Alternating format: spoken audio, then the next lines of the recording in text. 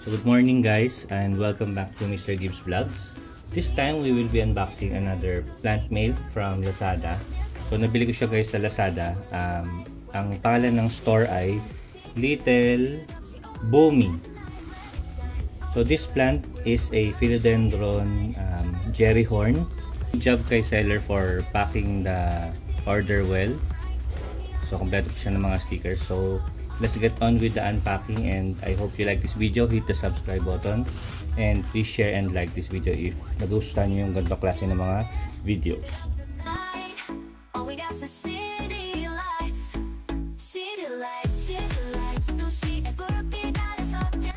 Tignan natin kung matured plant na yung naibigay sa atin, or cutting or baby pa.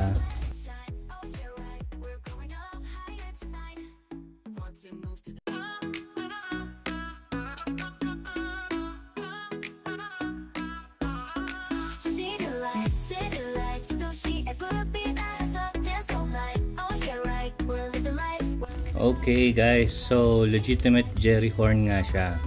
So we received 2 healthy leaves na walang damage from the seller Little Boomy. Apologies for the putukan because this is New Year's Eve day. So nakalagay siya guys dito sa improvised na pot, which is the bottom part of soft drinks. Ayan. So nilagyan din nila ng tape yung cover yung taas ng pot para hindi tumapon yung mga potting mix niya.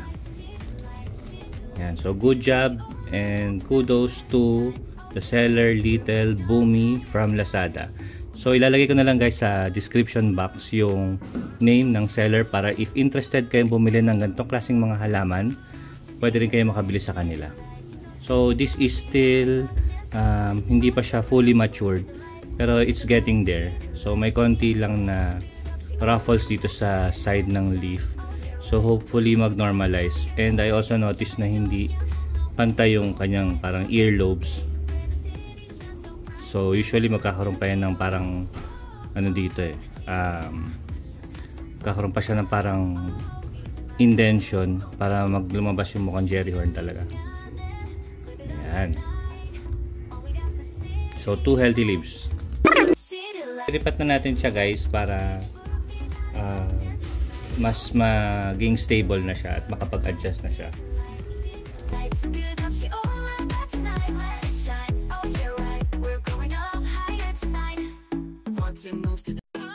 So itong delivery nito guys medyo napatagal.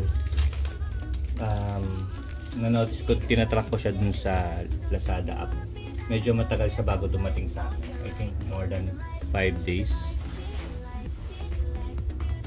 So transfer na natin siya. Ito nga pala guys yung issue ng kanyang mga roots. So it's dark colored and medyo manipis, hindi siya light colored. So ito bali itong root na to. Ayan o. Tapos meron siyang dalawang malaking aerial root dito. So i-transfer na natin siya at i-water para hindi na siya matuyuan. So I can also see na meron siyang konting mga dumi dito sa leaves,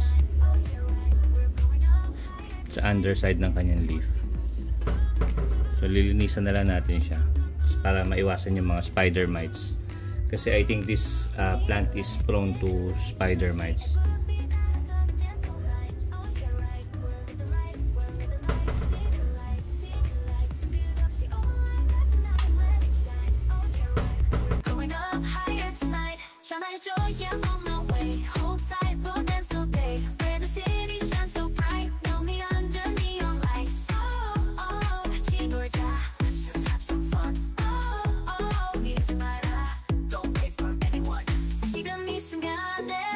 Ayan guys, so naripat na natin siya dito sa aking used white pot.